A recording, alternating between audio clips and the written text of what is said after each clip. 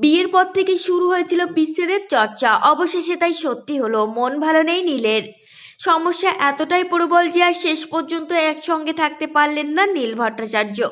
সবটাই শেষ হয়ে গেল। বিচ্ছেদের পথে অবশেষে হাঁটতে বাধ্য হলেন অভিনেত্রীর সঙ্গে। স্ত্রীর সঙ্গে কথা বলে সবটা মিটিয়ে নিতে চেয়েছিলেন নীল, সম্পর্ককে আরও একটা সুযোগ দিতে বলেছিলেন। কিন্তু স্ত্রী তাতে নারাজ। সমস্যা এতটাই প্রবল যে আর শেষ পর্যন্ত একসঙ্গে থাকতে পারলেন না নীল ভট্টাচার্য। সবটাই শেষ হয়ে গেল। বিচ্ছেদের পথে অবশেষে হাঁটতে বাধ্য হলেন অভিনেত্রীর সঙ্গে। স্ত্রীর সঙ্গে কথা বলে সবটা মিটিয়ে নিতে চেয়েছিলেন নীল, সম্পর্ককে আরও একটা সুযোগ দিতে বলেছিলেন। কিন্তু স্ত্রী তাতে নারাজ, জানালেন তার অন্য প্রেমিকা। তাই স্ত্রী যাতে সুখী থাকতেন তা ভেবে সরে এলেন নায়ক। সবটাই শেষ হয়ে গেল, থেমে গেল একসঙ্গে পথ চলা। কি ভাবছেন নীলের বাস্তব জীবনে এসব ঘটছে? তাহলে একেবারেই ভুল ভাবছেন। আসলে এই পুরোটাই ঘটেছে মেঘায়। নীলের নতুন মেঘা ভোলে বাবা পার করেগা ধারাবাহিকে এমনটাই দেখানো হচ্ছে।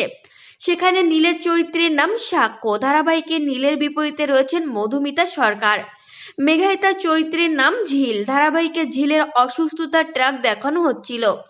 মেঘায় দেখানো হচ্ছিল ব্রেন টিউমার ধরা পড়েছে ঝিলে। তাই সাক্ষ্য তার বাড়ির সকলের বিরুদ্ধে গিয়ে ঝিলকে নিজের দায়িত্বে সুস্থ করে, নিজের হাতে তার অপারেশন করে। আসলে সাক্ষ্য আর ঝিল একে অপরকে ভালোবেসে ফেলেছে, কিন্তু কেউই তা মুখে প্রকাশ করেননি।